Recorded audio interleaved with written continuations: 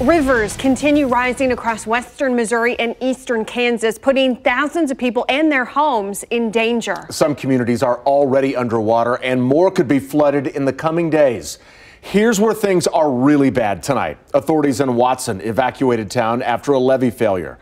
Corning, Big Lake, Craig, and Atchison are all dealing with some pretty serious flooding, and it's only going to get worse. We have team coverage of the flooding on both sides of the state line. Meteorologist Brett Anthony starts us off now in Corning. Brett.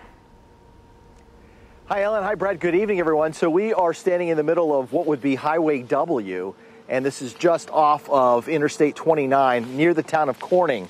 That's Corning back there underwater right now. So the highway just essentially stops before you can get into town. You can see the tops of some farm buildings, the tops of some trucks over there. There's also some mobile homes where the water is almost up to the top of those mobile homes and, of course, those grain bins. And then if you come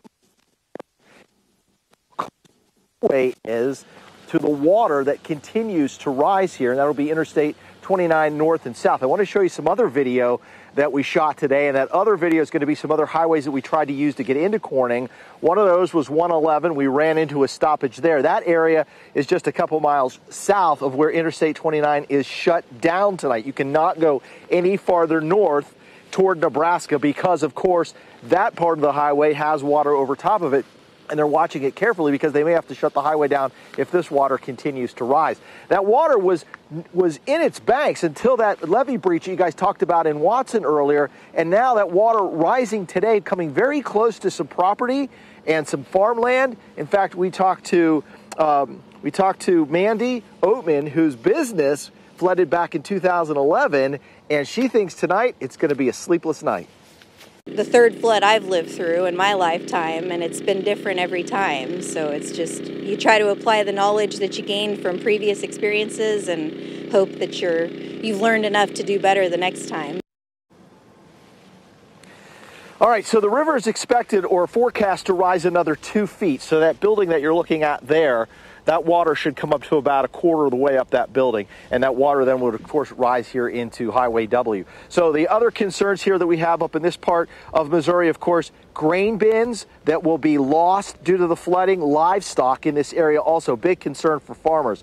The grain, of course, they could not get into the farm fields because of the winter. And once they could, some of the roads were just impassable due to the snow. So those grain bins, that's going to be millions of bushels of grain lost because of this flood. Hopefully, this water will crest about 2 feet higher. Rainfall, of course, will aggravate that. It may take until next Monday before that water drops back down to at least moderate or minor flooding. But right now, we've got major flooding going on here in northern Missouri.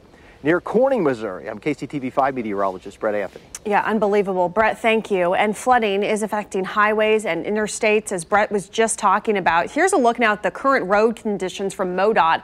Everything on this map in red is closed, including I-29 north of Rockport, and it's closed all the way past Omaha. Many of the highways which cross the Missouri River into Nebraska are also closed because they're underwater. And take a look at this picture tweeted out by the Missouri Highway Patrol. This is I-29 about a mile south of the Iowa state line. The water is halfway up that mile marker and the road is covered by several feet of water. Unbelievable. It all happened after a levee in Hamburg, Iowa failed. No word on when I-29 will reopen.